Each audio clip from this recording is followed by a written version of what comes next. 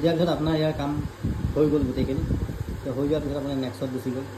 Next গৈ পেলাই আপোনাৰ ইয়াত public post share to story এইখিনি চালে। তো ইয়াত আছে চাওক, এইখিনি যোৱাৰ পিছত ইয়াত আহিলে চিডিউল পোষ্ট বুলি অপশ্যনটো আহিলে। আপুনি চিডিউল কৰি দিলে এনেকৈ। এতিয়া বৰ্তমান আজি 7 তাৰিখ হোৱাত আপুনি 7 তাৰিখটোৱে ছিলেক্ট কৰক। এতিয়া যিহেতুকে 1মান বজাৰ সময়, এতিয়া 2টা বজাত নহয়, আপুনি 3টা বজাত পোষ্টটো কৰিব। চৰি, এইটো আপোনাৰ টাইমৰ হেৰিটো বেলেগ আহিলে।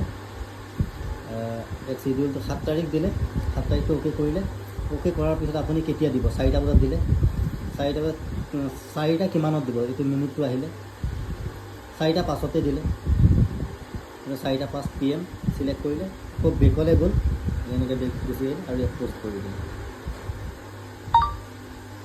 সেইটো আপোনাৰ চিডিউল পোষ্ট হৈ গ'ল। এনেকৈ আপুনি চিডিউল পোষ্টটো কৰি দিব যিকণ সময় পায়।